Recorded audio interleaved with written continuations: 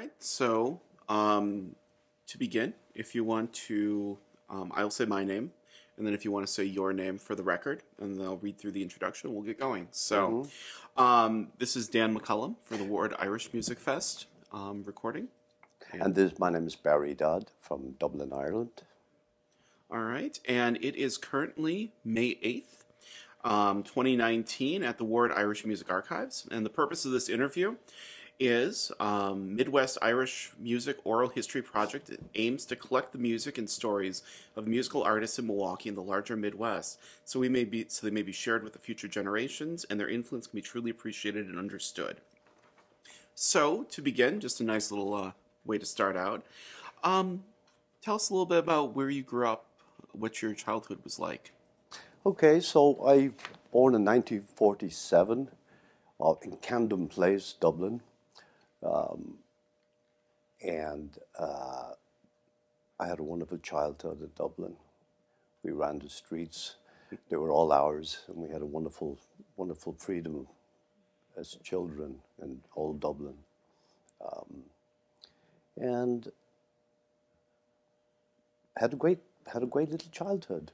So How many siblings do you have? I know before the interview you mentioned having a sister. okay, I have 5 sisters, no brothers, so I'm the only boy in the middle.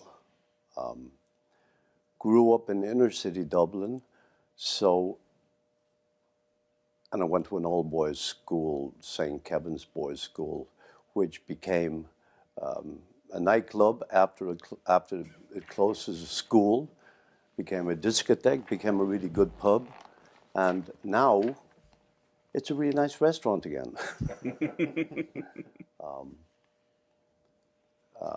And so, as a child, I had a wonderful time because I had a paper route from the age of 7, I think I was. So I ran the whole area of the Coombe and around Dublin, delivering papers in the morning and evening.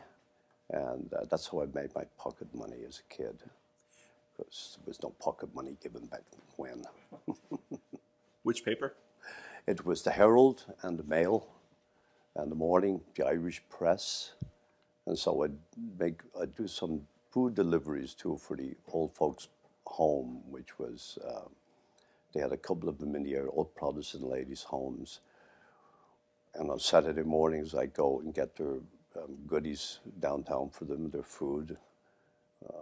One old lady in the 90s loved her cooked crab every Saturday morning. So I'd go and get that and eat a little of it before I gave it to her. What were your parents' names, and what were they like?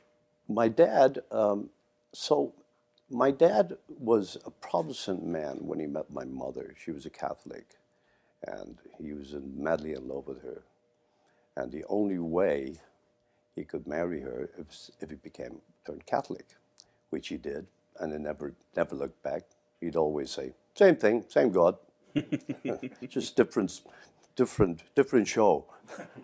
So Dad was very nonchalant about that stuff. How did his family take that? How did his family take that? Well, my dad, I never knew my dad's parents. He was raised by 2 aunts of his, 2 old dowager aunts who were very strict and serious women. They were connected with the Jacob Biscuit family in Dublin. So they lived across the road from Jacob's factory at the time, and they had a tea shop called the Tea Cozy. And Dad lived in a nice apartment situation, old apartment there, so Dad lived there. And I would go and visit him when I was a kid. Every Sunday after Mass, we go and visit the 2 aunts. And for some reason, I was the only one who could go and visit him. I don't know what the story was. It was like my mother and them did not get on that well. But I, as the boy, would be brought down. And Dad's upbringing, he had a kind of a strict upbringing. My dad was also a musician. He was a trumpet player. So he played for the post office band, Dublin Post Office Band as a kid. And he was a good musician, apparently. Until one day, before the war, he had a club with his buddies from the post office band, horn players, and they get together in a small little clubhouse. And one day, two guys knocked on the door and asked if there was a trumpet player and a trombone player available among them. My dad said, yeah, trumpet player and his buddy, trombone player. And he said, well, a couple of our boys are sick in the band. We need you for a couple of gigs. Turned out to be the Tommy Dorsey band. So Dad gets a gig with them as a second trumpet and his buddy. And at the end of the gig, at the weekend, they were playing in Dublin at the time. And at the end of the gig, the guy asked my dad, he said, would you like a job with the band? Dad was like, yes. So they said, the only problem is we're traveling 300 days a year at least. So if you have a girlfriend or wife, you better talk to her. So Dad rushed home to my mother, who he was engaged to at the time, and told her, hey, I got this, to explain the story to her. Then she listened, and she went, when he finished, she said, okay, well, it's either me or the trumpet, so take your pick. And he said, I put the trumpet back in his case, closed it, never looked at it again. Wow. And I say to Dad, why? And he said, look at your mother, she's magnificent. I couldn't say no to her. That's the end of my dad's musical career, anyway. Did his love of music influence yours? Yes. And also my mother's family, she had a large family. They were all, a bunch of them were storytellers and singers. So we'd have these hoolies a couple of times a year with just kids we loved. That was like all the relatives would gather, bring in their bottles and their paper bags and all the rest of it, and have a feast and tell stories and sing songs. And as kids, we just loved that. And my uncle Bob, my mother's brother, was a gifted storyteller. And he had all these friends around the country. He traveled a lot. And he'd bring them to the party, bring them to these events. And with his kids, he'd say, okay, now, we're going to hear a story. We're going to hear some good old stories about country life, which would be wonderful. Do you remember any of them? You know, I was too young at the time, but they would be stories to do with. There would be stories of like what happened. Here's what happened to this fella in the family. Now he went off to America or went off somewhere, and it's a story of him returning and starting. Buying a little piece of land again that they'd always wanted, could never afford, and going to America, coming back and starting a family and becoming somebody. So it was always a success story, so to speak. That's you could never give up, never quit. That was kind of the moral of the story. And we thought, Did you take them to heart? yes, yeah. And then my mother was a great singer too. She had an operatic voice, and my mother was a wonderful singer.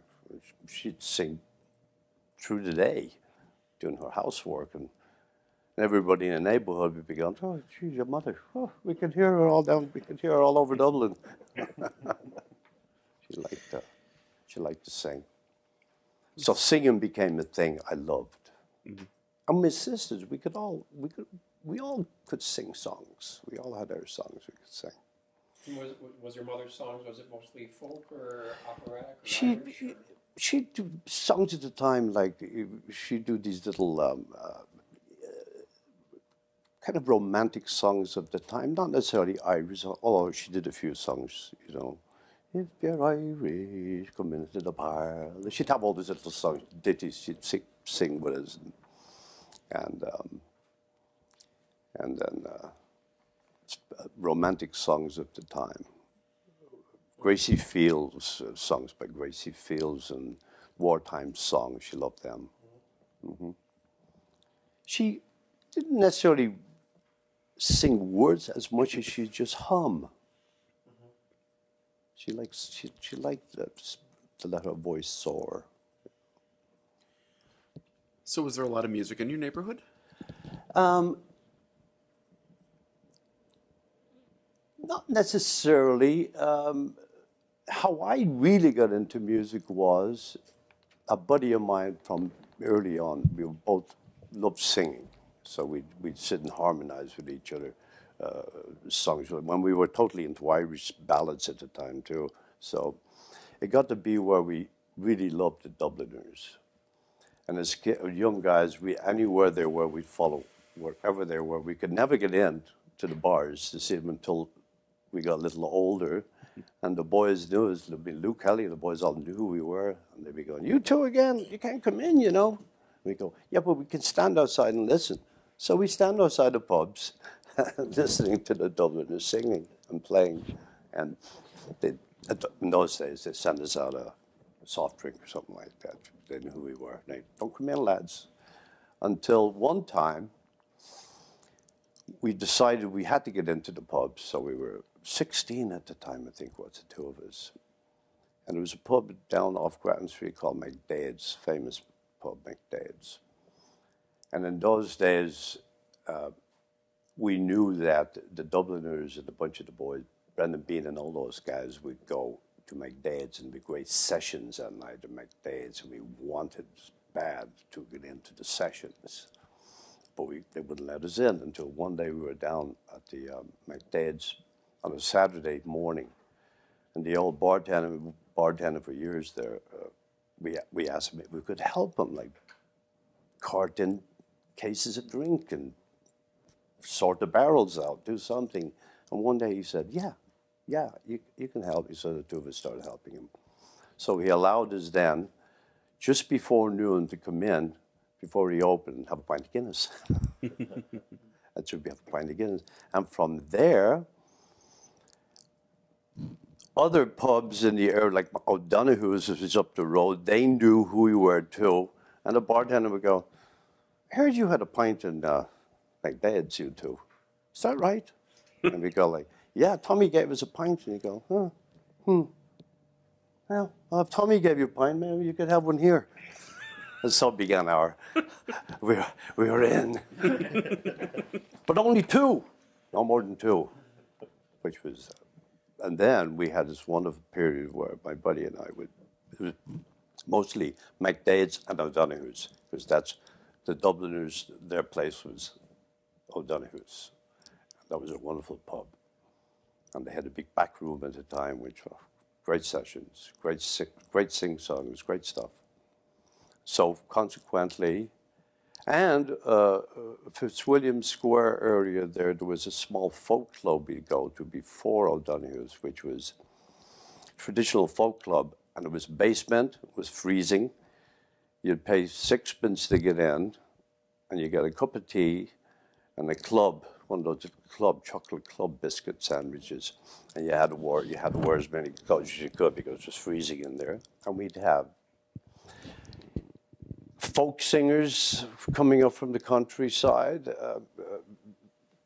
traditional Sean-O singers and so on, and we just listened to them. In fact, one night we were there, and the announcer got up and says, "Well, we have somebody from America here, a singer from America, and he wants to do a few songs. We don't usually do this because it's an Irish traditional place, but in this sense, we're going to let him sing." Long story short, it turns out to be Bob Dylan, with a big shaggy head of hair on him. And my buddy and I were listening, we were young, we went like that. He did something massive, I don't know what it was, some protest song. But we thought it was brilliant. Calvin and I were like, and the rest of the people there were going like, disgraceful, awful, terrible, terrible stuff. Get it out of here. Don't let that stuff in here anymore. We were going, good. So that was, we realized, my generation at the time, we liked this stuff. The older folks, they thought it was, and they go, look at him, look at this guy with that raggedy ragamuffin. Saying Bob Dylan. So in addition to Dylan, are there any other names of musicians that you saw back in that time that really jump out at the place?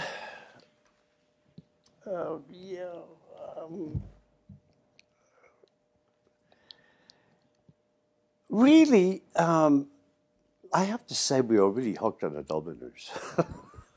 So wherever they were, that's where we'd go. And there were other groups at the time, but the Dubliners really had it. they were the band at the time for us at that particular time in our age. They set the pace. There weren't really that many other bands at the time. The Dubliners, and it wasn't really a scene either at the time. It was like, it was a natural, the Dubliners were a natural group of guys who'd hang out at O'Donoghue's and just have sessions and drink pints all day and night. That's what they do. And they'd have singers come and go. There were some, I can't remember them, but I'd have to think about that. Then the other fact of the matter is, when I was 18, I left Ireland, went to England first. There were relatives, I wanted to travel so bad. And then I hit the island of Jersey, St. Helier, a year later, because at the time, St. Helier in the Channel Islands, Jersey, they had a hotel, the Royal Hotel, which was the bastion of folk music at the time. So English folk musicians was just a place that everybody knew about. The Royal Hotel in St. Helier was where they had this huge, beautiful hall. And it was folk music all the time. Like Peter Ballamary to Irish music to English folk singers who are wonderful, unaccompanied English folk singers. And my buddy and I would sing there unaccompanied. We didn't play instruments at the time. And that's where, in that place, I'm hooked up with the guy I would be hanging out with for the next 15 years. And he was from South Africa. And at the time, I wanted really to go to South Africa. Is this of interest to you guys? Yeah, Definitely. Yeah. So South Africa sounded wonderful to me. So somebody told me one night, hey, there's a guy up the back there with a guitar. And he's from Durban, South Africa. So I was up there right away. He was same age as myself. He was he was hard to get to know initially because he was South Africa and from South Africa, and he had been treated really badly. That was the apartheid time. So people were on him all the time, like racist stuff. Dude. He got a lot of flack, and he go like, I'm not as racist as you guys. So I got to know him anyway, and he was a good guitar player. And I wanted to go to his country. So he told me wonderful stories about his childhood in Durban, which was the most exciting thing I'd ever heard. He grew up in Durban, and his father was the head of the White Line Shipping Company at the time. And they lived in a big house with 24 servants, and you know, he went to private school in the jungle throughout his childhood. He had this wonderful, in my view, childhood. And then his father, long story short, his father died of a heart attack when he was like about 13, 14, and then his life changed dramatically, like good life ended for him. But before that, as a young lad, him and his brother went to boarding schools, wonderful places in the jungle, private schools. And then in the summer, he'd come back home. And his father employed, I told you, about 20 to 25 servants who were all Zulu. They were the local tribe. And the head man of the household, who was from the same village, employed all of these folk from the same village. So the head man would work with the father, and then in the summer they get a month off. And they go back to their village. And Dave and his buddy would go back with them. The father would go, yeah, take the boys, show them how life is in the bush out there. So Dave had this wonderful, he had the best stories I've ever heard. He'd go on line hunts with, I know it sounds awful now, but one of the things was when a young boy was 18 years old there, or got to a certain age, he had to hunt a lion. And so the whole village would go out. It sounds awful, I know, these days, but that's the way it was. So the young guy, Dave and his brother would go and they'd do the hunting. And he'd tell us, like, they'd encircle the lines and then slowly bring them into a circle. And then this young guy would be the one, he'd have to go and take care of the line. And it was dangerous, deadly work. But I thought it was the most amazing stuff ever. That's what I wanted to see. What was your friend's name? Dave Westgate. And Dave was a really good guitar player. He started early playing guitars. He was good. So I didn't play at the time. But the two of us had this great sound together. We sounded like Simon and Garfunkel at the time. And he played a nice guitar, he picked. Then I started with a banjo. Wasn't everybody. And then progressed to a guitar. And we took off from Jersey and lived all through Europe. So we had this, we lived all over. We lived in Germany, France, Spain, Greece, Holland. So we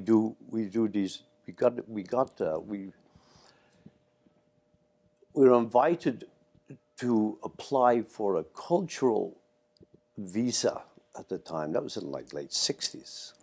And a friend of ours was a lawyer, a French guy, said, you know, you guys should try and get this cultural visa because you're from South Africa and Ireland, you play a few South African songs, do some Irish songs.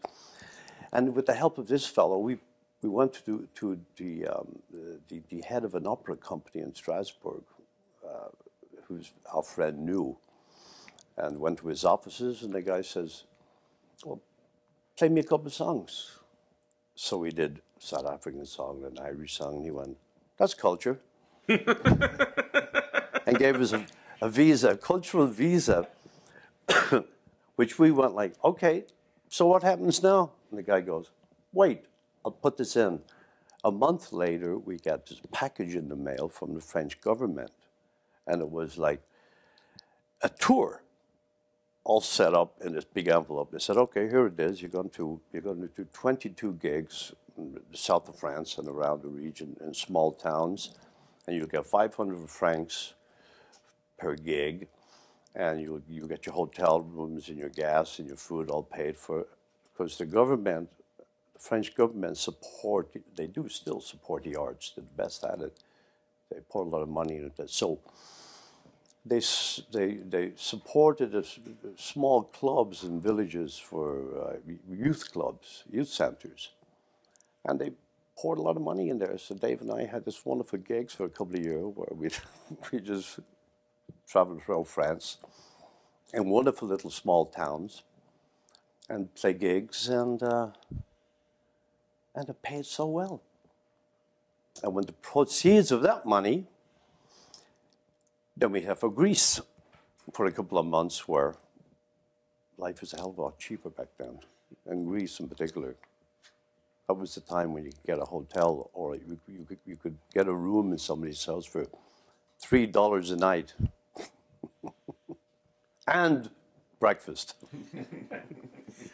Where'd you all go in Greece?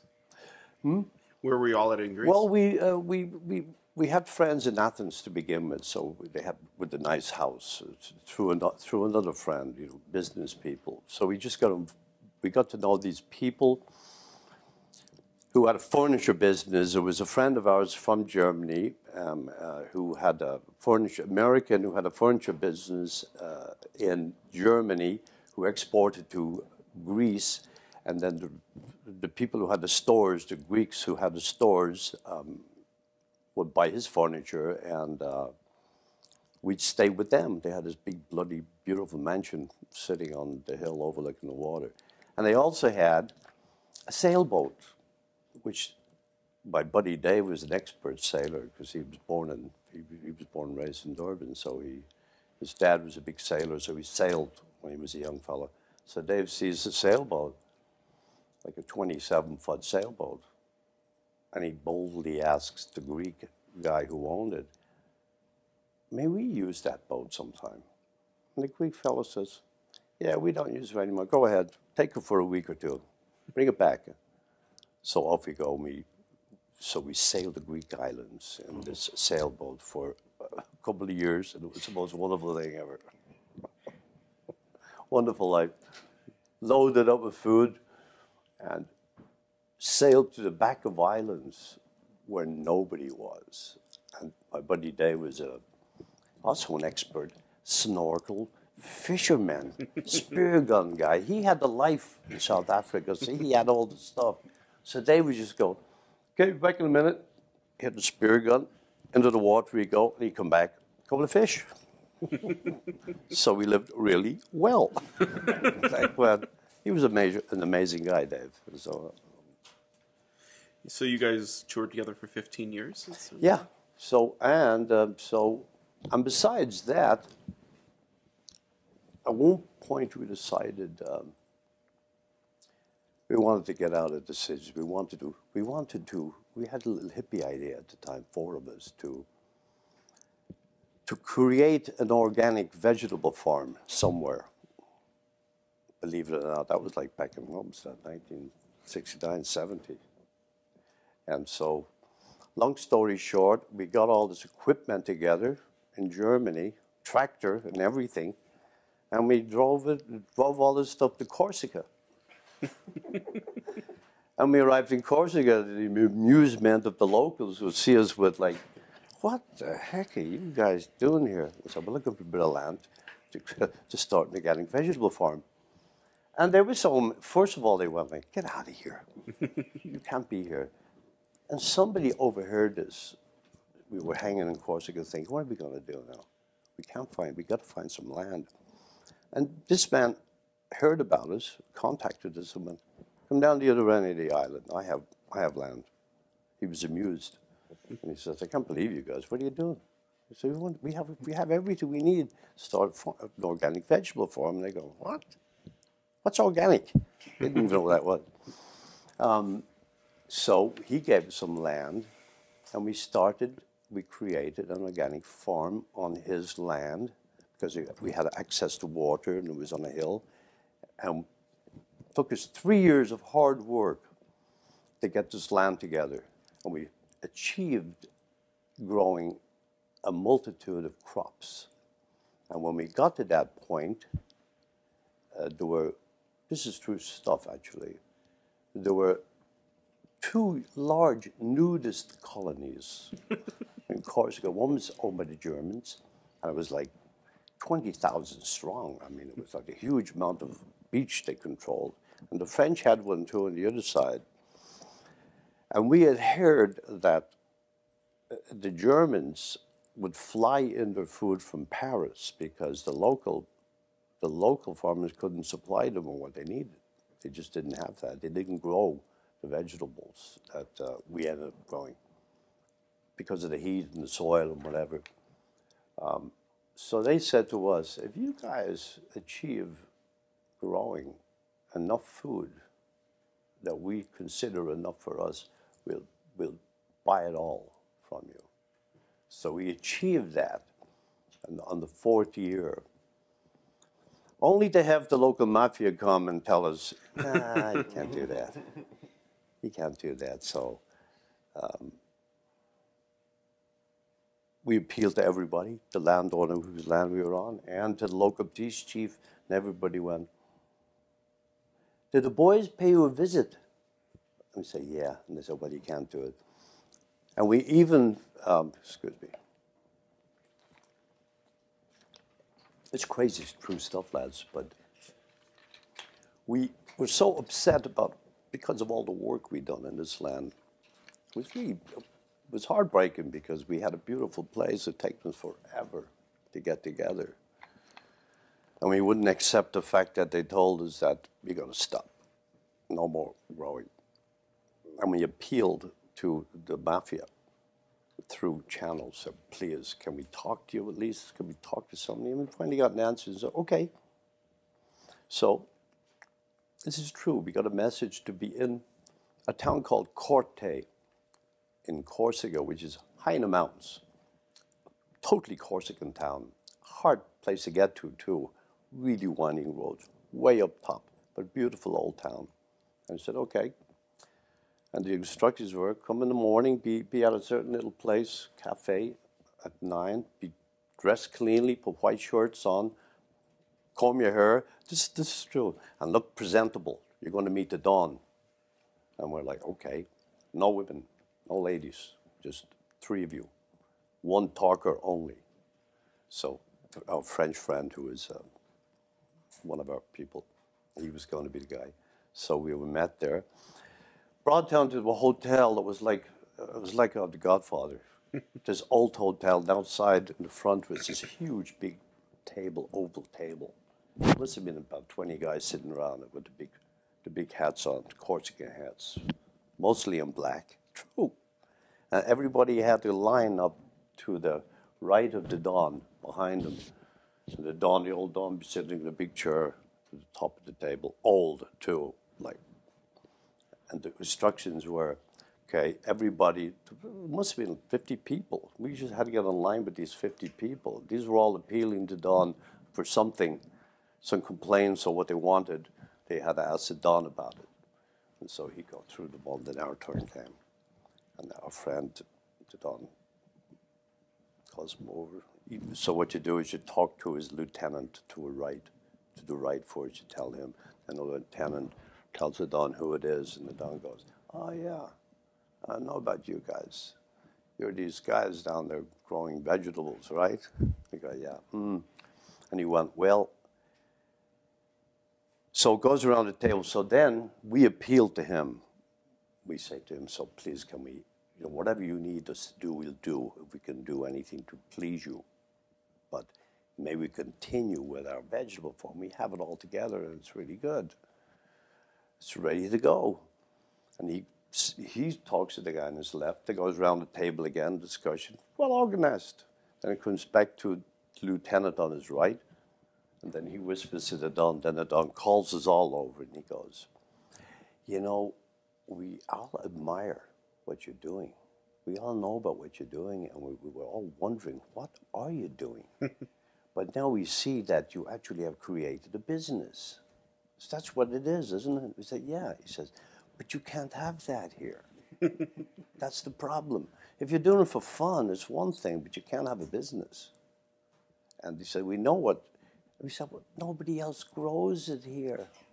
He goes, it doesn't matter. He said, my people told me you don't want you guys hanging around here looking weird and growing vegetables, organic vegetables. They don't get it. And you're annoying everybody. And he said, he said, we had gotten a warning before that if we didn't quit and be off the island in 2 weeks, they shot bullets at our encampment. I mean, it was serious stuff. So he said, I'll tell you what. He said, you can't continue with your business anymore, but you can stay here as long as you want, and nobody will harm you. We were going, well, that's nothing in that anymore. So that was the end of our escapade in Corsica. And we had to return to the real world, which was really hard. Were you singing at that time still? Or? Yeah, we were. Yeah, but we were. The Corsicans have their own music, so the Corsican music is really good too. It's really kind of Spanish-French mix of guitar playing, really good guitar playing, and passionate songs, and kind of serious folk music. And our stuff to them was like a bunch of long-haired guys from different countries. They look at us and go, where do you come from? And why are you here? It's like, why here? Because beautiful. So,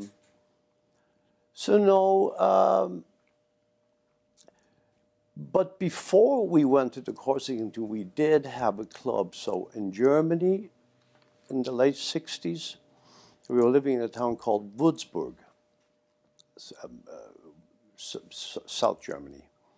And we had a club we opened in the first club in this town, which is the most Catholic town, and it was at the time in Germany, had like something like they had 37 cathedrals in this area. I mean, crazy amount of cathedrals, beautiful area, a very, very conservative place. But we had a friend at the time who was a student, and that was like the the uprisings, the riots were going on back then. Things were changing. The college kids were rising up and demanding all kinds of stuff. So, as it was in Germany too, they were calling out professors at the time, which is controversial. And they were calling them out because they had been in the Nazi Party during the war, and they wanted to purge all these guys out of the college, university system.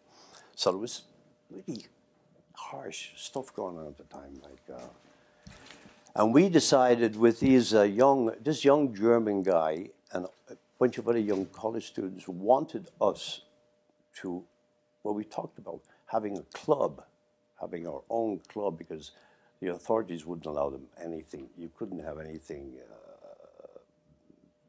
controversial in this town. I mean, it was a serious conservative town. So usually 10 o'clock at night, pretty much the bars were all closed. In those days, it was like people have to work in the morning, so it'd be like the bartenders would call around, Arbeit morgen.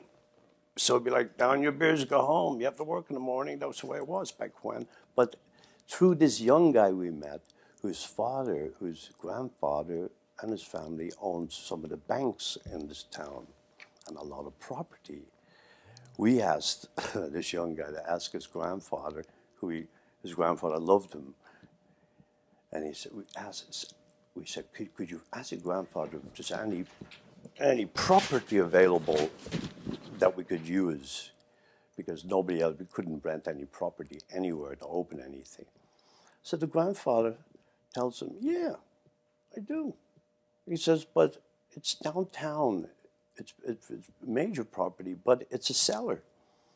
And you guys will have to, I'll let you have it, but you have to dig it out and clean it up, because it hasn't been used in 100 years. So we got the green light.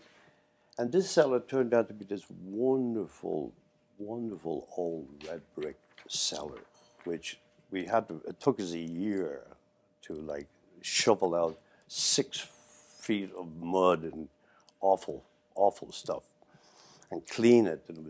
But when we finished cleaning this thing, it was like a cathedral. It was gorgeous. So with the help of German friends and so on, we all cleaned up this place and got it together, and we were allowed to open the first youth dance club in the town.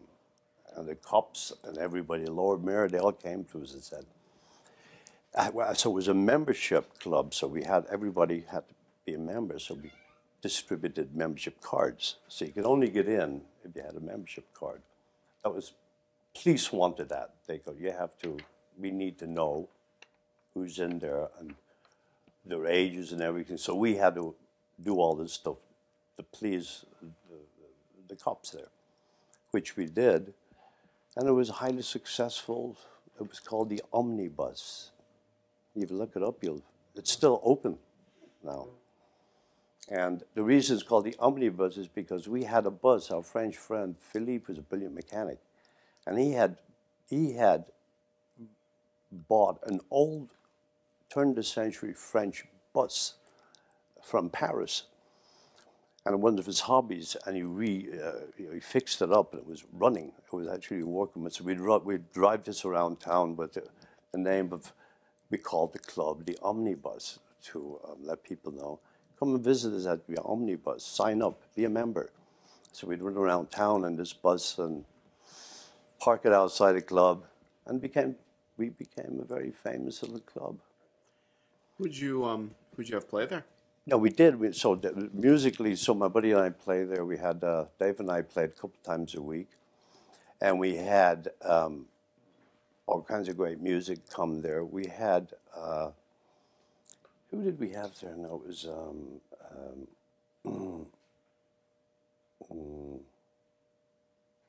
mainly we played, but who we'd have would be, so in Frankfurt at the time, there was a lot of unrest in Eastern Europe at the time, right? So you had all these Eastern European jazz musicians living, who'd escaped their countries, but were living illegally in Germany, but everybody knew. And they were living in, so we knew a whole underground thing where they lived in Frankfurt, which is 100 kilometers away. So we knew that these guys were there. So we'd organized to have them come and play at our place.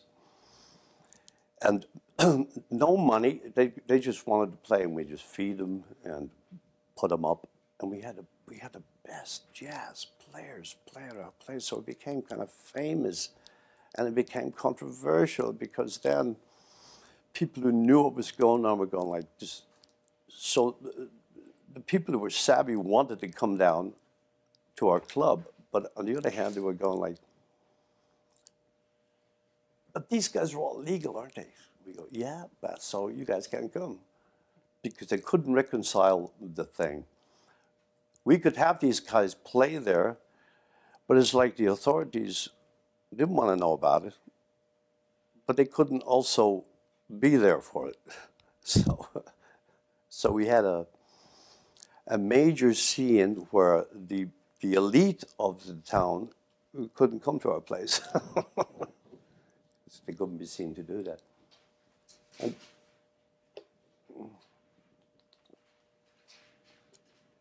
eventually, we lost that club, and there was a coup of sorts. It was so successful, and it was making so much money that the local businessmen just couldn't handle the fact that we had it. And eventually, it was like,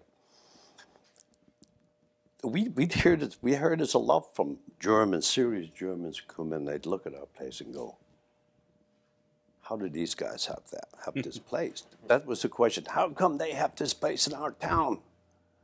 Because we built it and we created it, that's why. And eventually, one day, we were all called for a meeting upstairs in an office we had there. Short meeting. So we went upstairs, all four of us who ran the place. And there's the chief of police upstairs, there's a couple of lawyers, there's a politician or two, all standing in the room. And the chief of police goes, there's an accountant there too, and this accountant has all this paperwork in front of him, and he says, here, so we've been looking at your books, and we find that there's 100,000 marks unaccounted for. And we need to know what happened to the 100,000 marks. A lot of money back when, right? Mm-hmm. So we go, no idea. Basically, they conducted a coup of sorts where they were going, basically, here it is. So, and we had an accountant too, with us, who was a friend of ours, and we said, can you look at these papers? And he looked at everything, and he went like, it looks legit, everything here. And so we went, well, we didn't do anything with this money. And they were going, yeah, we don't mind that. So really what we want to do here is like give you a deal. And the deal is, and the guy goes, the chief of police will talk to you. And this guy comes up, he goes like, okay, here it is. So you're an Irish guy, South African guy, French guy. Well, first of all, if we go along with these charges, you're all going to be deported to begin with. Secondly, we're going to take everything you have, and we're going to charge you with skullduggery, whatever it was we were supposed to have done. And they went, or we give you 50,000 marks and see ya. We give you 50,000 marks right now. And all charges are dropped. It was like organized. I mean, this is true. Nobody would believe this, but it was like, and we're going like, you're all the major people in town. They go like, and this won't leave the room. So just sign here, or else the police chief is going to take you away. And that was the way it went. And so one day to the next, it was like, check was signed for 50,000 marks. And with that money, we went to Corsica. That's how that all happened. So okay, well, let's get out of this country and bring a tractor with us. So you said the place is still open though? Yeah, it's open. Who owned it after you? How did that work out? It reverted because the building was owned by a banking family. I mean, this is a serious building. And the basement was like, it would have been as wide as this room, say, right? And maybe as long right at the back. So it was a beautiful cellar. And above it was a downtown major building. Mm-hmm. You know, these are downtown buildings, so German, you know, serious real estate. And so I went back to the family, but I was at the county, what was it, a couple of years ago? This is a true story on this. A couple of years ago at the county clerk where I work, right? There's a German guy, a friend of mine who's an architect, introducing me to this German and his wife who live in Milwaukee. Serious German guy who's some brilliant engineer. So I was talking to this German guy, and he says, "So I heard that you lived in Germany." I said, "Yeah." He said, "Where did you live?" I said, "Würzburg." And he was like, "That's where I went to university, in Würzburg." "Really? You were in Würzburg?" And I go, "Yeah." He said, "What were you doing in Würzburg?" And I told him the same story. He said, "Well, we had a club there." And he goes, "Club? What club?" And I said, "The Omnibus." And this guy nearly fell off his chair. He went like, "That was my favorite place to go." So he's stunned. He can't believe he's sitting there next to me. He's going like, "So," he says, "So, were you the guys that started that? The hippies?" And he knew about that. And I go, "Yeah, way back when." He goes like, "I can't believe I'm sitting here with you, who, this is my favorite place, and it's still beautiful, wonderful. But you guys did that, right?" And I go, "Yeah." So he looked, he said, "Well, your names." So I gave him the names. He looked it up, and he came back to me, and he goes like, I can't believe that you're the one. You're sitting." And then he suggested, he says, would you like to come back with me to Würzburg, and I'll take you back there, and you can do a gig there. And I went like, "Yeah, I would do that." And I think the guy got so like, he was so overwhelmed by this whole thing that his wife didn't want me around. Said, "This is too much. It's too much." So the guy wouldn't talk to me anymore. Oh. He had a brain seizure or something like that. He was going like, "I can't believe," he says, "I can't believe I'm sitting here talking to you about this place in Würzburg, and here you are." And I go, "Yeah." So anyway, that could have been a thing. It didn't, but it's not off the menu yet. One of these days, I think I might just pop in there with my guitar and go, "Hey guys, guess what? Guess who's back in town? We're taking it over again." So, did you keep in contact with any members of your group from that time? Well, two of them are dead. Maybe the third one is dead. Also, I'm the last one. I'm the last survivor. So after all of those stories, how did you end up in Milwaukee? Well, how we ended up in Milwaukee was, my dad was still alive back in 93? Something like 93. And I was home at the time in Dublin, and I was about to take off and head for Europe again, because I was going to hook up with a buddy of mine.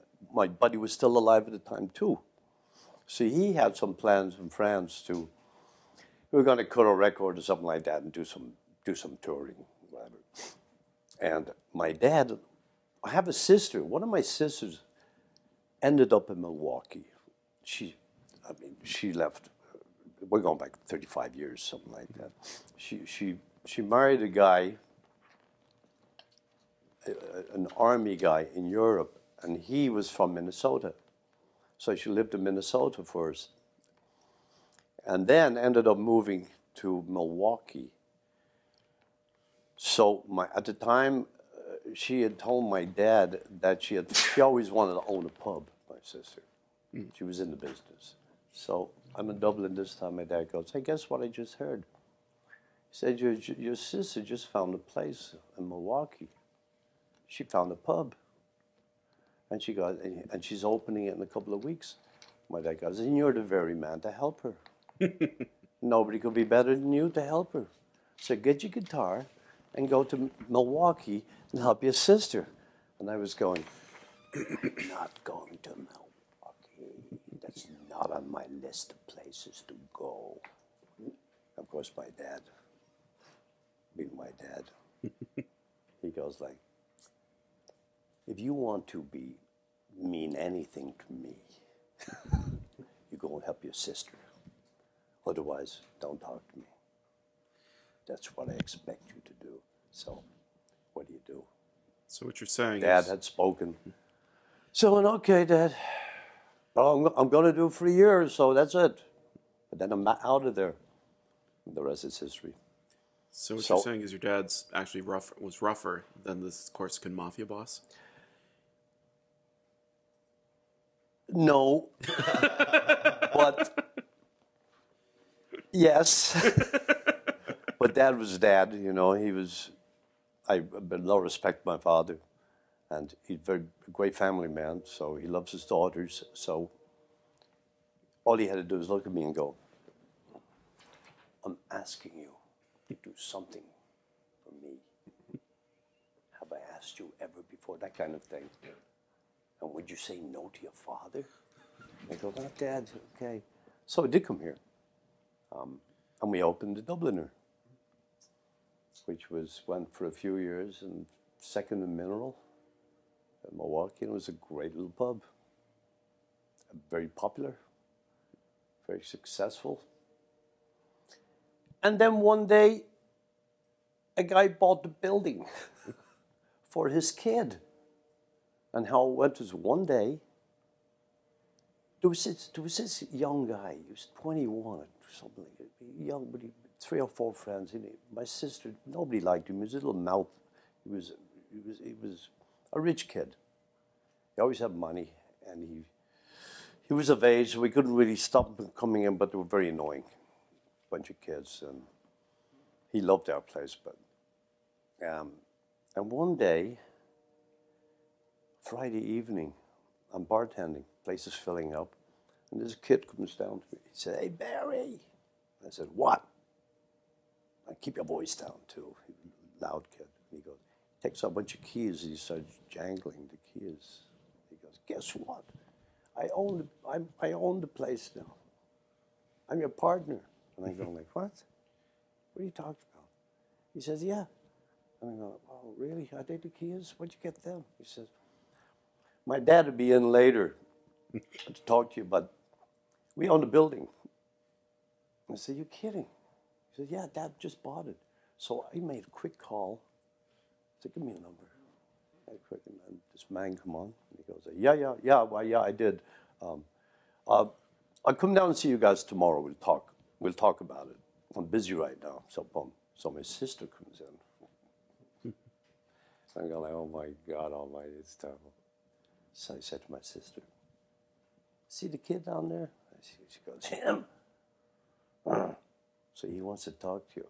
So my sister goes and talks to him for a minute or two, and then comes back, and she said, "Gather all the keys in the place, gather everything now." So we put them on a ring. We had a big, huge keys, and she puts them on the bar, and she goes, "Here, it's all yours now. We're finished." And the kid's going, no, I want to be a partner. I don't want to. I just want to be a partner." She's going, "No, you'll never be a partner. Never, ever be a partner." So my sister goes, "That's it, I'm done. I couldn't deal with anybody anymore." So the father comes in the next day. He's a real nice man. He owns a bunch of factories in Milwaukee, metal manufacturing factories.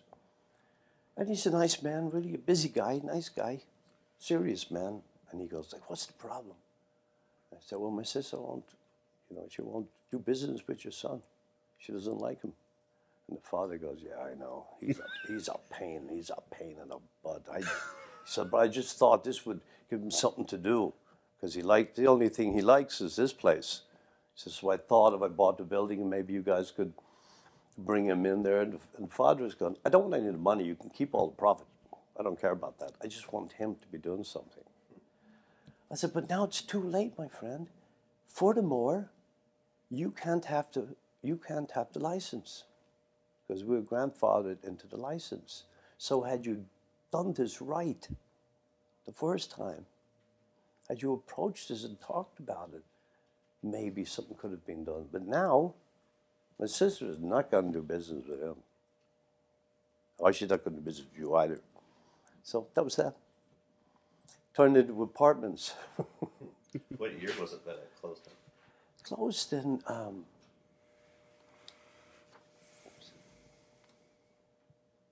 I think it was like 2004.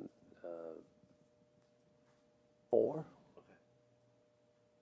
Something like that. Was it 2004, 3? But we had it was going for 5, 6 years. So very good. Great little business. Great music in the place. So any musician who was in town would come, and I'd have them up on stage. We had a good stage, and we had a lot of good music in that place. Mm-hmm. Can you think of any names in particular? Can you think of any names in particular? Well, the beginning of Frogwater, you know Frogwater? Mm-hmm. There was a band before Frogwater, and Susan, I'd have to think about that now. That was the Gillies, maybe? The Gillies. Yeah. Remember the Gillies? Yeah. Mm-hmm. We had her in. You actually. remember that, huh? They were before my time, but... Mm-hmm. Yeah. The Gillies were really good. She was one of our first interviewees. So who? Susan. You really? Mm-hmm. So. Did you interview John? Not yet. Not yet. No. Susan's amazing. She's a good joke teller. So. She's a really great fiddler. Really Mm-hmm. Mm-hmm. So when you first moved to Milwaukee, then, besides helping out at the Dubliner and playing at the Dubliner, were you playing at other venues in Milwaukee? Yeah, I played at.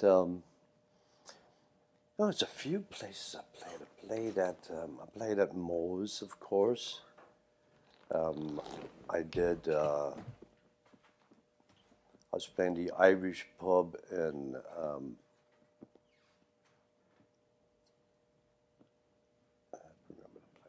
There where the Clark is out in House of Guinness, maybe? House of Guinness, was that good? House of Guinness, yeah. play that. I did a bunch of small, but mostly the Dubliner. I play there a couple nights a week. And just kept that going. So we had sessions all the time. That's the way it was. It was like we just burst into session when we felt like it. So it was basically... At the Dubliner, music could happen anytime. Nice. So was it like song sessions or? Yeah, a lot of song sessions. We do a lot of songs and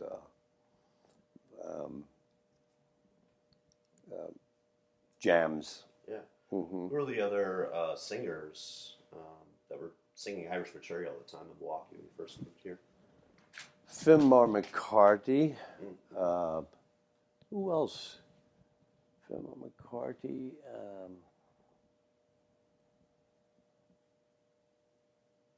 There weren't really that many at the time. It was mostly there was local guys who sat in, and it was kind of quasi Irish music, but it was also American folk, a lot of that too. So it wasn't just Irish stuff because most of people didn't know that stuff, but a lot of good country fiddle, country guitar, that kind of stuff. Really, we really didn't have a label on the stuff as much then. You know, it was like whatever songs I did, the players would just join in. Basically, it was 3.5 chord tricks, so basically it was I say, I'm playing in G, I'm playing in D, so go through it once and they go, oh yeah, okay, okay. And we just played like that. Nobody was keeping score, kind of. So the songs you were singing at the time were kind of a mix of like Irish ballad tradition. Yeah, a lot of So I did a lot of Irish ballads because I knew a lot of, and a mixed bag of other stuff too, acoustic folk music.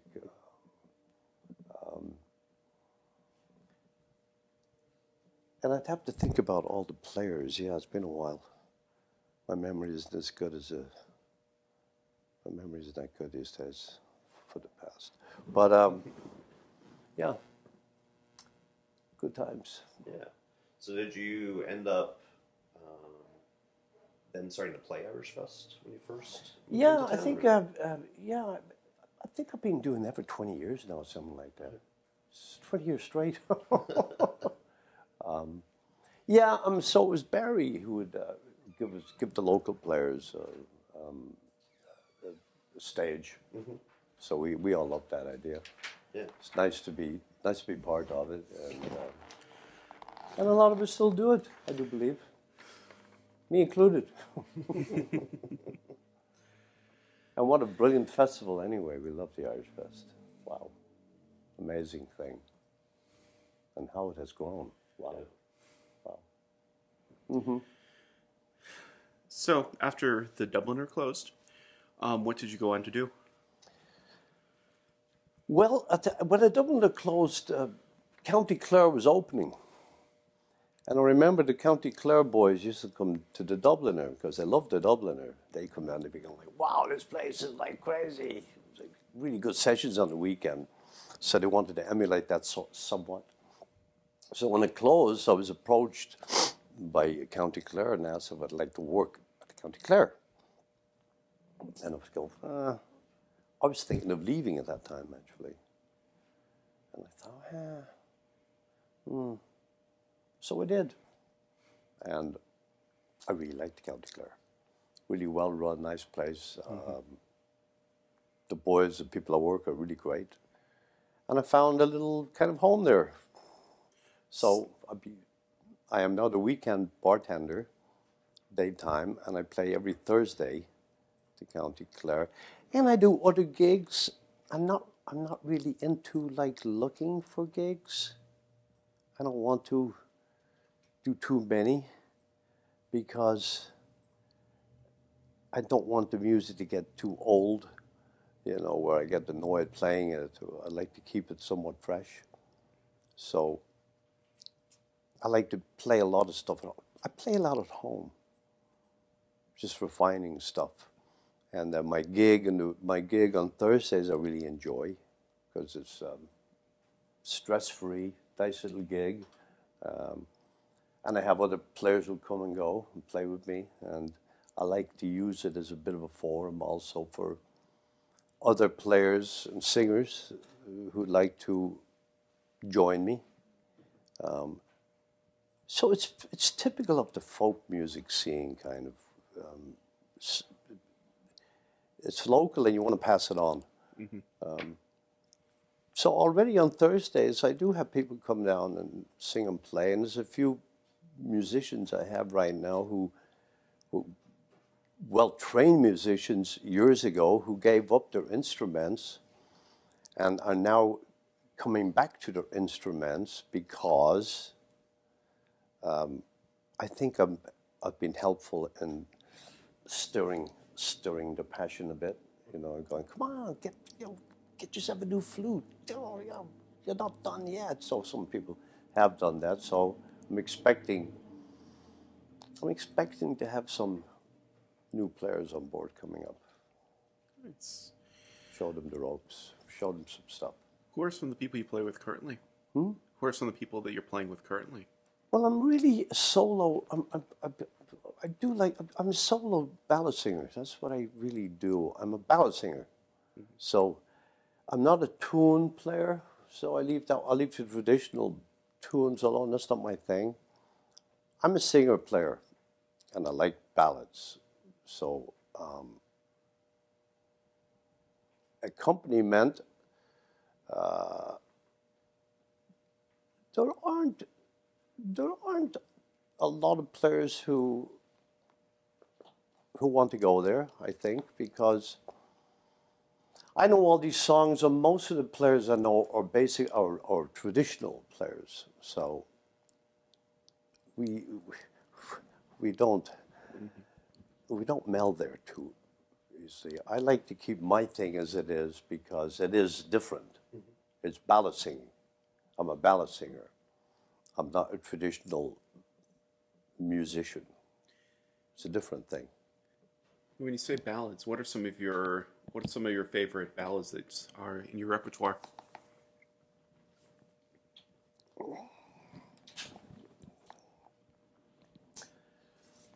I could give you a list of them. Look at my list. What?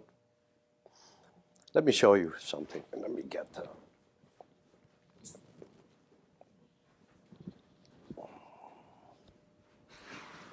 I'll give you some of them. Would we be able to scan them? Yeah. I mean, I have. Let's just say we have.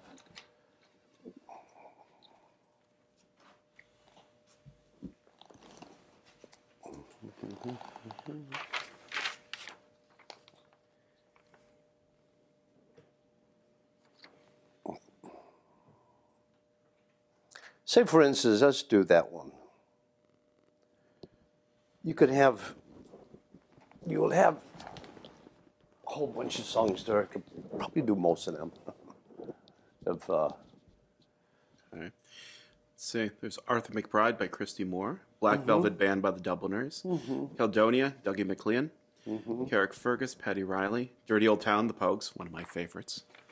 Dublin, the Rare Old Times, the Dubliners, Fiddler's Green, the Dubliners, The Fields of Athenry, Dubliners.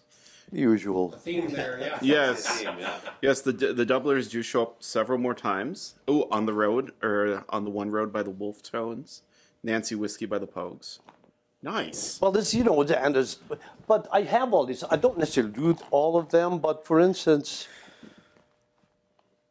I could work that list, which I do actually. That's what I like to do. What I actually like to do is that. So I'll have this, and I have a ton of songs here. So I'll just decide, which I love the freedom of that, deciding what I'm going to do. I'm going to do these 3 songs, and then often what I do is before I'm playing the Thursday, I'll work them at home a bit, and then I go, I'm going to do them, and put a bit of passion into them, and bring them alive again. So I like to kind of bring a song alive again, just rather than just you can just bash them out. I mean, mostly if you're doing a gig, you just bash them out one song after the other. But I like to try and put a little. Put some life into it, give it a spin it a bit, do my version of it, do my way of passionately playing it, so to speak. Kind of own the song a bit, rather than just blast them out. Which is when it gets old, which is when you go like, I don't do this anymore. And it's one of the things, is keeping the music alive is kind of hard in a way because it can get old, and it can be dispassionate because doing gigs can make it like that too. Whereas, like, you have a rowdy place, and you've got to go through all these songs, and nobody really is paying attention. So I don't like that. It kind of makes the music irrelevant, kind of, and then I don't like doing it. So it's one of those things to keep it alive, It's hard to do. So what's your favorite type of audience then? Well, actually, I had last week at Clare I had a really nice audience. It was just like some event had been going on, some concerts downtown, and there was these like middle-aged people who came to the Clare afterwards. And it so happened there was this really attentive audience all of a sudden I had. And so all of a sudden I'm going like, okay. So I had this wonderful hour of doing all these nice songs. Some people suggested certain songs, and it was a lovely hour. And I was going like, and those people brought the other people into listening a little more. So it became a nice hit location. So when it goes like that, it's very nice. You know, I like it like that. So now, do you play in any other venues in town besides the County Clare, or are there any venues that? Well, I do. Yeah, there's a couple of venues I do. I do every year. I do the Scottish, the tartan ball, and there's some private parties I'll do for people I know. I haven't really. I'm getting old now, you know, too. Well, you play Irish Fest, you play the Post Parade Party. But yeah, but mostly, I play every day, but I like to keep it fresh for myself. Basically, this is what it is, so that be prepared to do a song at any moment, kind of thing, and have it fresh and nice. So I just like doing the doing of this, rather than necessarily the selling of it, you know. Are there any venues in town that you haven't played at but you just enjoy going to? I assume, do you enjoy the local music scene in addition to just playing, or? I'll try and call every now and then, I must say. Okay. When you said you've been playing at the Tartan Ball, how did that come about? Well, it came about probably from the Dubliner days. We had a lot of Scottish folks would come to the Dubliner. You know, we knew a lot of the old folks. My sister did too. So it was when they started doing the tartan ball. They had a lull at the end of the tartan ball, so they'd go through their haggis thing and the pipe bands, and then all that would finish at say 9:30. Now basically, people were leaving, so they had nothing else going on. It would finish. So then somebody suggested one time for me to go and play in one of the rooms. You've been to that tartan ball, haven't you? Yeah. And they have a nice room with whiskey line, very nice. So I started doing that, and it's turned into a part of the event. They love it. So, which bar is it at? It's not a bar. It's Oh, AAA. Nice. Wonderful building. Wow. So it sounds that you've been fairly active in the scene since mid-90s. Is that when the Dubliner opened? Dubliner opened, I think it was 93, 94. Somewhere in there, yeah. 94? Somewhere in there, yeah. So how have you noticed the scene changing over the years? Well, it seems to me that Irish music comes and it goes. So it has somebody. Shane MacGowan might be the guy who does some Irish stuff. Now all of a sudden, Irish music is back somehow. Planxty started it back in the 80s, I think. Planxty, Irish music had really died off a bit. Nobody really cared. Then Planxty came along, some great bands came along, and all of a sudden, it's brilliant again. And the music level is incredible, actually. Really great musicians. So I see it as being, I think it peaked, and now it's on one of its lulls, and somewhere along the line it's going to find its audience again. Always seems to, and probably that will be because of up and coming young new players and exciting young bands who love it, put energy into it again, and. So yeah, it'll never be gone. That's for sure. We like it too much. So what's so you mentioned before the interview that you still get back to Ireland about once a year. What's it like going back now? It's my water. Now Dublin seems to have like 10 times more people than I remember.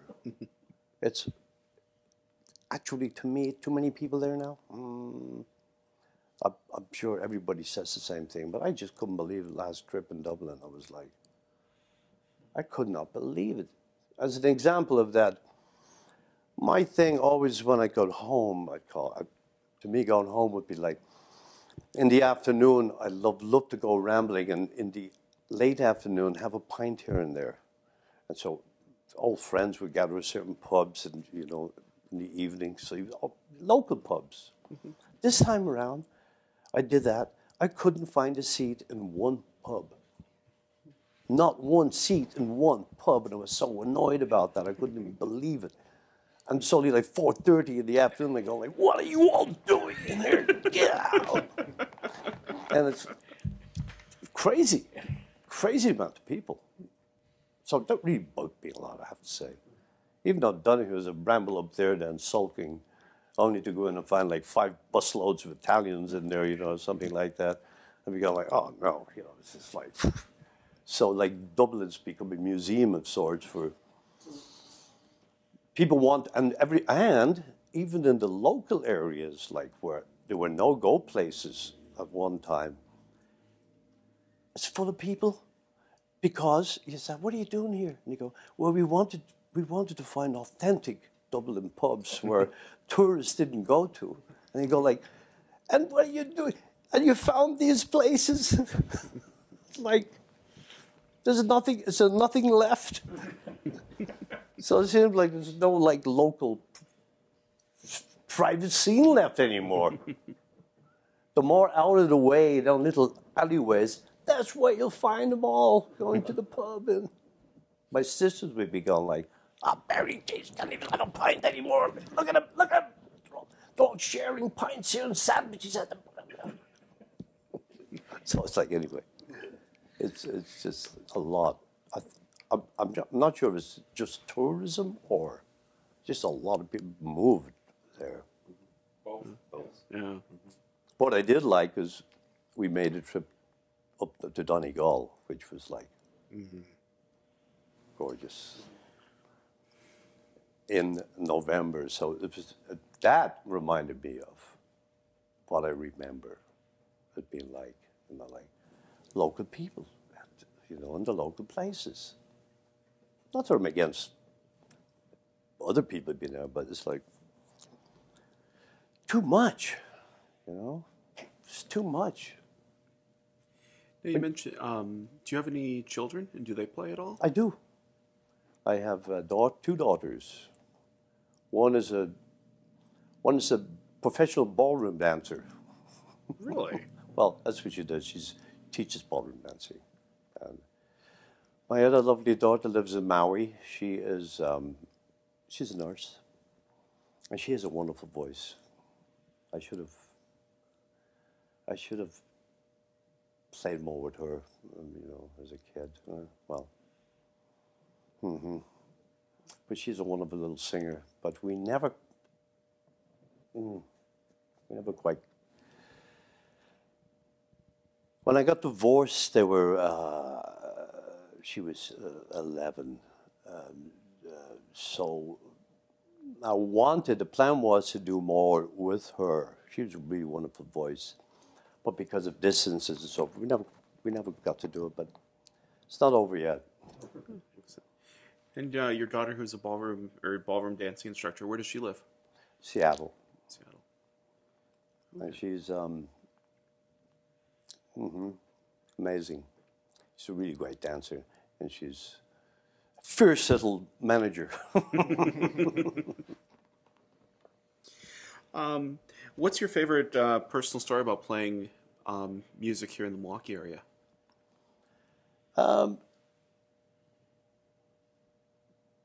The comradeship, like the Irish Fest and when we had a Dubliner, it was a wonderful amount of friends we made, and so it was particularly good in Milwaukee, especially with the Irish Fest and all of your stuff. Did you dig into the Dubliner much at all? All talking with Barry? Yeah. Yeah. Oh, yeah. Yeah. Well, I mean, that was a community center. You know what I mean? And since it was so close to the grounds, the after hours were crazy. That's great. Yeah. Did you mention some of the bands, the people you played with at the Dubliner? And I'm just, yeah, but my head, I had gone blank on that one. Like, well, like Mike. oh yeah, Big Mike. You guys actually had a And name. Deanna. You guys actually had a name, you and Mike, didn't you, for your little duo at all, or no? Or maybe I'm thinking of somebody else. No, but Mike was actually the interesting guy, wasn't he? Mike was an actor. He was an actor. The Ghosts of Christmas.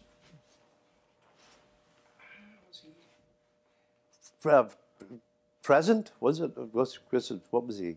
Which ghost was he? I can't remember. I think it was past. Yeah, but it was for the Christmas Carol? yeah. Yeah. Yeah, Mike was a character. What was his last name?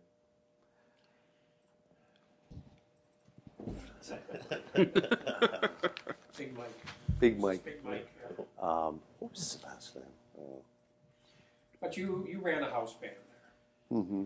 And sometimes you were solo, sometimes you had Mike, sometimes there was a cast of characters. It's a cast of characters. But it was very lively. People really loved coming there. And quite frankly, some of the bands got their start there. Frogwater, that's kind of put them Yeah. on the map. I think of the Western Box Turtles. Western Box Turtles too. Wow. When Yeah. they played there, that was an event. That was an event. Yeah. And the other band you had mentioned, The Gillies. the Gillies. Yeah. Who were the Western Box Turtles? Western Box Turtles.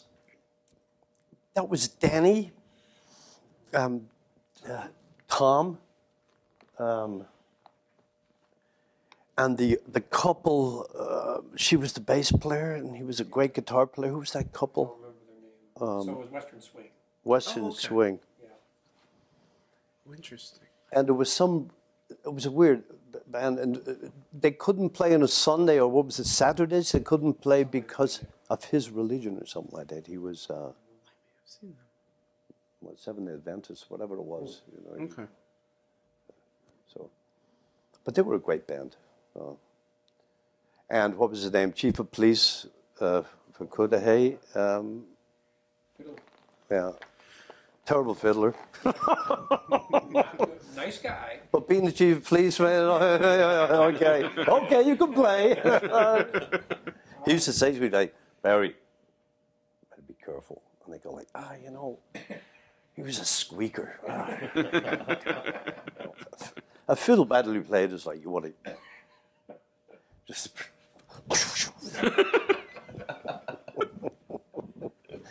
But he loved it so much, didn't he? Well, and I think the Dubliner had so much character in its setup too. You had the tin can lights, you know what I mean? Yeah, yeah.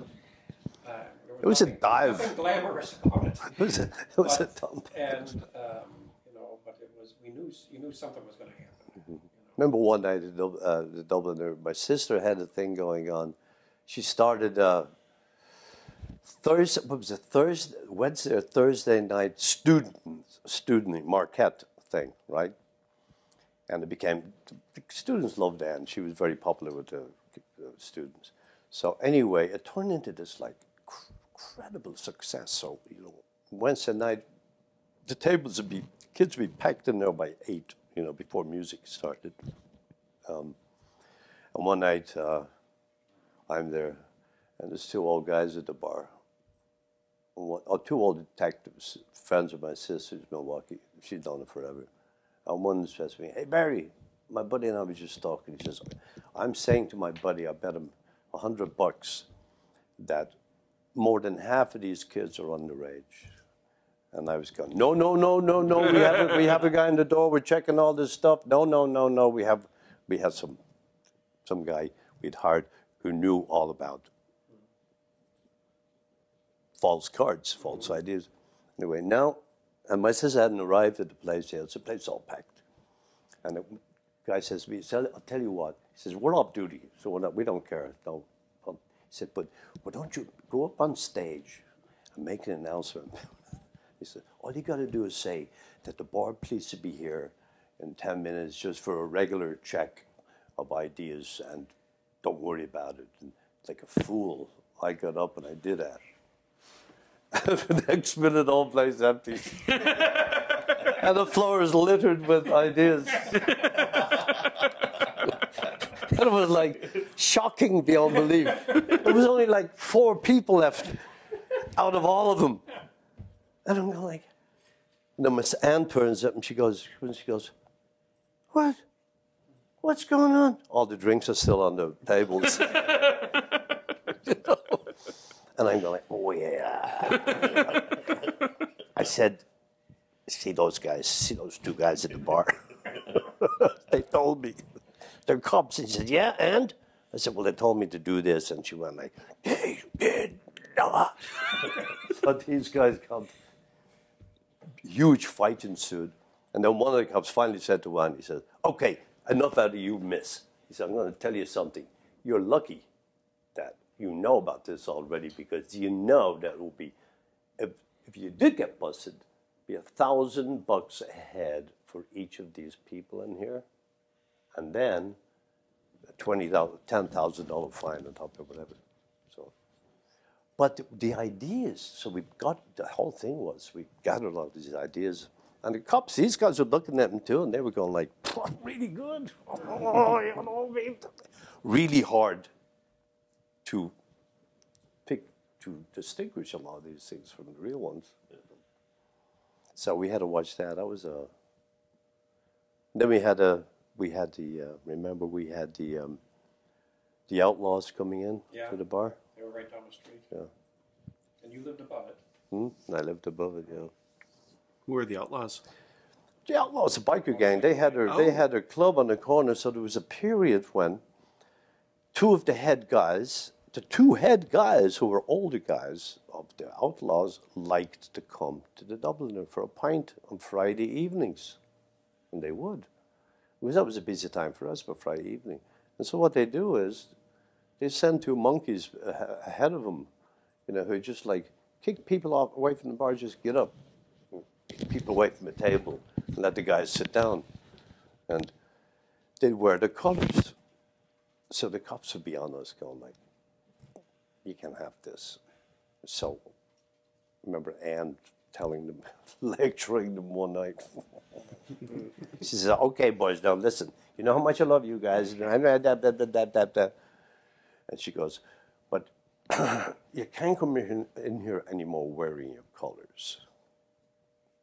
And the guys would look very good like, really, Anne? Huh? So we can't. And she goes, no, because, they'll close me or we'll get into trouble, whatever. You had so many police in there. Yeah, so many police. The police would be hanging out with the Outlaws in the bar. It was crazy seeing, It's like, this is not working. I remember, anyway, we were all scared about the Outlaw guys because somebody had told us, some of the guys would come in and say, you can't talk to these guys like that. The monkeys will just do you in. You'll get into serious trouble. So we were afraid of that, And they were bad boys. So anyway, the guys leave. One of them, anyway, said, one of them gets annoyed. He's going like, don't talk to us like that. And the other guy says, it's okay. And you call her Annie. He said, okay, Annie, we'll see ya. So the next week to come in, not wearing the colors and without the monkeys. And we were going like,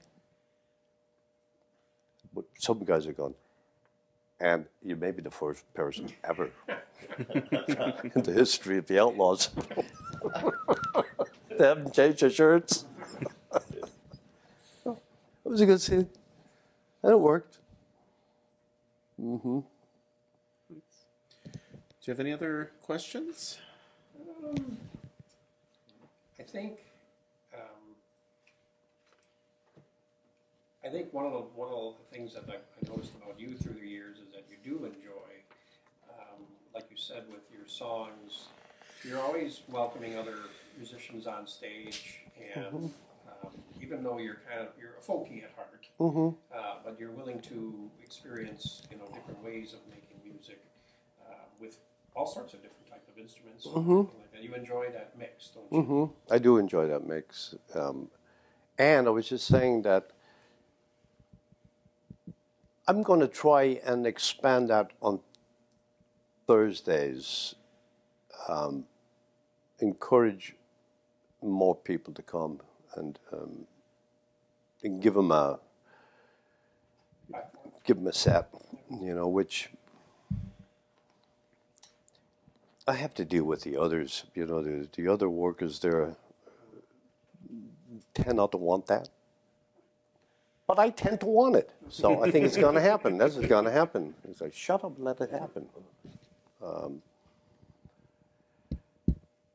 And I know that there are, I'd like to play with a few other people. But it's hard to get them. It's hard to get them to come around. And acoustic, I know a lot of good players, but acoustic playing is different. It's like you have to have, you're not just being an accompanist, you're going to do something yourself. I like people who can do something themselves, like you sing and play.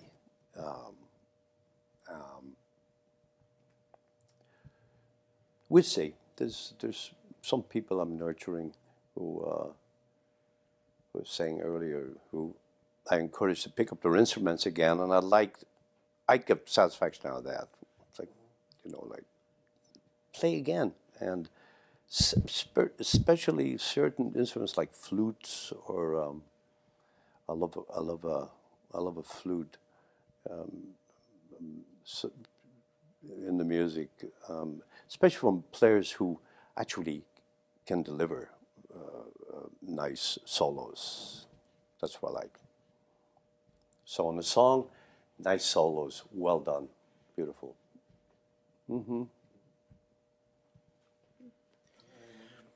One last thing just came to mind. In your travels and everything, now you mainly say you do Irish ballads and stuff. Are there any other? Have you been influenced by any of the other styles of folk music or other music that you've come in contact with? Yeah. I mean, basically, what I'm influenced by acoustic guitar players. So really good acoustic guitar players I love, like Rich Thompson is one of my heroes, for instance. So Fotheringay, Fairport Convention, and also love wonderful English folk music, great English stuff, which I like a lot, like such as for Fairport Convention, Sandy Denny, Archie Fisher, the great folk singers, some great folk music from England I like a lot.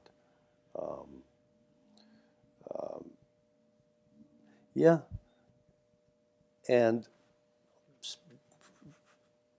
great song is a great song. So I like to cherry pick them. Have you added any Corsican folk music to your repertoire? That's tough stuff to play. And they do it in the Corsican language. That's like, it's impossible to speak. You have to be born there. Did you pick up many other languages along the way when you're get by with some of them? Or, There was one time when we were approached to, Dave and I in our early days in Germany, and we were approached by a German company, and they wanted us sign contracts with them, which they said, we will give you an apartment in Munich, and we will pay you like 1,000 marks a month each just to do nothing, because they wanted us to record. The first song they wanted us to record at the time was in the year 2525 in German. I remember Dave and I going to the studio, in das Jahre 25, and we went like, can't do it. It's very hard language to balance it. So we had to give that one up. And then it was a weird thing. A friend of mine told me this. It was a weird thing. You know, I did a few songs that were taped, and you can get them on the YouTube and all that. You know, a few songs. And somebody showed me. One guy showed me one time. He says, "Hey Barry, look at this." He says, "You're what was it? Molly Malone." And I did Molly Malone, some other song years ago. And he said, You have like over 100,000 people listen and view it and go like, what? And he goes, yeah, but they are all from the south of France. And I'm like, how come? And we looked into it and it's like, oh, you were put into a class thing, so you're in the school system. Oh, that's cool. Yeah, so where they decided well, maybe it was a language thing. So Molly Malone, a song by me, became part of the curriculum. So you go, okay, well, that's weird. So, yeah, I think I'm done. You have anything? So anyway, I'd like to say on behalf of the Word Irish Music Fest, thank you for sitting down and interviewing with us today, and it was fun. So Thank you. Loved Thanks, it. Barry. Thanks, Barry. Thank you very much, Yeah. boys. Thank you. Okay, lovely.